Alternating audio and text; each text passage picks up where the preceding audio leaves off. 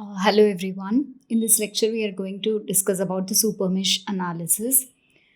So this is a given circuit, and the question is find the current flowing through 2 ohms resistor using mesh analysis. Okay. Here in the given circuit, we have a current source lying in between two meshes. Okay. So if a current source is presented between these two meshes, then we have to write the uh, supermesh equation. Okay, so if the current source is lying in between mesh 1 and mesh 2, so suppose this is branch A and B. So now we have to assume two different currents. One is I1 flowing in the clockwise direction, another one I2 flowing in the clockwise direction.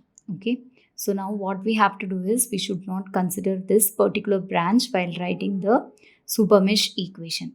Okay, so we should not consider this particular branch, but we have to consider these two currents I1 and I2, all the elements and sources, and we have to write only one equation called as the supermesh equation. Okay, we have to combine mesh 1 and mesh 2 and write one equation called as supermesh equation.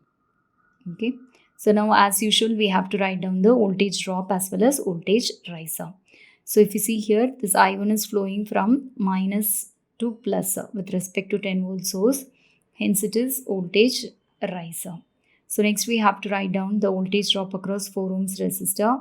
So current flowing through this particular 4 ohms resistor is I1. Okay, so 4 into I1 is the voltage drop. So now we have to find out the voltage drop across 6 ohms resistor. Now voltage drop across 6 ohms resistor can be written as 6 into I2. Okay, current flowing through this 6 ohms is I2.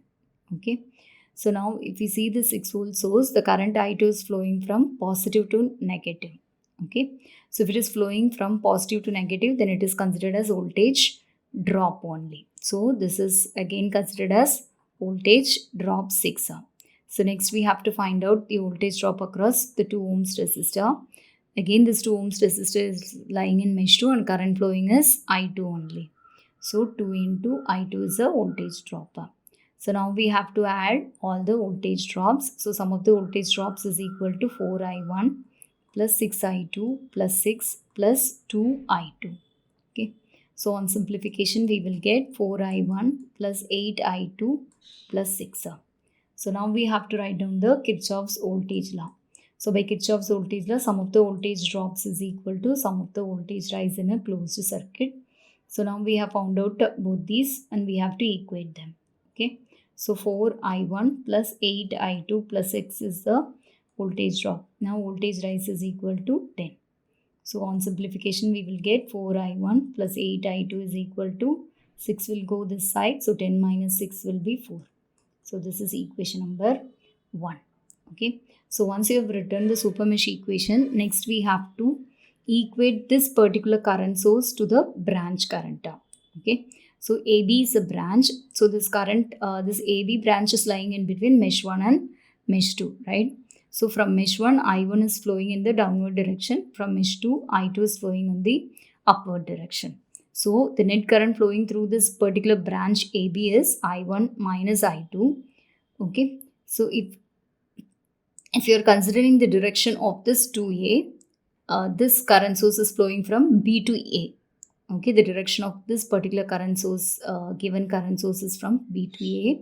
So this current I2 is flowing in the same direction as that of 2 ampere source. That is, I2 is flowing from B to A. So since the current source and I2 are in the same directions, we have to consider the net current flowing through this particular branch as I2 minus I1. Okay. So if the current direction is given in the opposite side, okay, suppose this I2 is given as flowing in the downward direction, then we have to consider this as I1 minus I2 because I1 is in the downward direction. Now since I2 and 2 ampere are in the same direction, we have to write the total current as I2 minus I1 equal to 2. So this is the second equation. So now we have to solve these two equations. Okay. So these are the two equations. So we have to solve these two equations and find the current flowing through this 2 ohms resistor. So now the current flowing through this 2 ohms resistor is assumed as I2. So we'll keep the first equation as such, right? 4I1 plus 8I2 equal to 4. Now we will multiply the second equation by 4. So minus 4I1 plus 4I2 equal to 8. So by adding these two, this term will get cancelled. The remaining terms are 12I2 is equal to 12 or I2 is equal to 1 ampere. Okay, this is how we have to solve the mesh equation. Next, we'll solve one more problem. Here, it is given that find the current flowing through 8 ohms resistor using mesh analysis. Okay, this is again a super mesh because here also we have a current source. But in this case, we have a current source on the outer periphery of the mesh. Okay, previously we were having the current source in between two meshes. So now we have the current source on the outer periphery or outside of this particular mesh 2. Okay, so as usual we have to consider two mesh currents I1 and I2 flowing in the clockwise direction. So okay, so mesh 1 is normal. Okay, we don't have any current source, we have one voltage source and two resistors. So we have to write down the mesh 1 equation as usual. Okay, so we have to write down the mesh 1 equation. So here we have to write down the voltage rise and voltage drops. Okay, so if we see this 20 volt source, the current direction I1 is flowing from negative to positive, so it is considered as voltage rise. Okay, 20. So next we have to consider the voltage drop across 8 ohms resistor. So current flowing through this 8 ohms resistor is I1. So the voltage drop across 8 ohms resistor can be written as 8 into I1. So next we have to find out the voltage drop across 12 ohms resistor. This 12 ohms resistor is lying in between mesh 1 and mesh 2. So from mesh 1 I1 is flowing in the downward direction. From mesh 2 I2 is flowing in the upward direction. Both the currents are in the opposite directions. So the net current can be written as I1 minus I2. Since we are writing for mesh 1, we have to write it as I1 minus I2 into 12.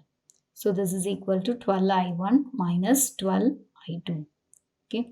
So now we have to add all the voltage drops. So sum of the voltage drops is equal to 8I1 plus 12I1 minus 12I2. So on simplification, we will get 20I1 minus 12I2. Okay. So now by Kirchhoff's voltage law, sum of this voltage drop will be equal to sum of the voltage rise. So sum of the voltage drops is 20I1 minus 12I2. This is equal to 20. So this is equation number 1. Okay. So next what we have to do is, for mesh 2 we should not write the mesh equation. Instead we have to equate this particular current source to the branch current. So if you see here, this I2 is, suppose this is branch AB. I2 is flowing in the downward direction, that is from B to A. Okay, the current flowing through this branch is I2. The direction is from, the direction is from A to B. Okay, flowing in the downward direction. Whereas the current source direction is given in the opposite direction, right, from B to A.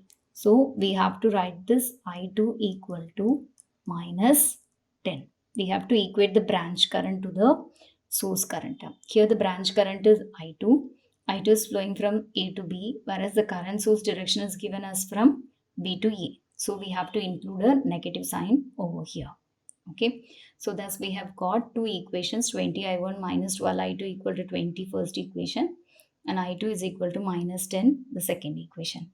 So now we have to solve these two equations to find out the value of current flowing through this 8 ohms resistor. So we have to find out I1 value. Okay, so now what we have to do is, we have to substitute this second equation in first equation. Okay, so first equation, 20I1 minus 12 into minus 10 equal to 20. So this can be written as 20I1 plus 120 equal to 20, or 20I1 is equal to 20 minus 120. So that is minus 100. So 20I1 is equal to minus 100, or I1 is equal to minus 100 by 20, that is equal to minus 5 ampere. So this is the answer.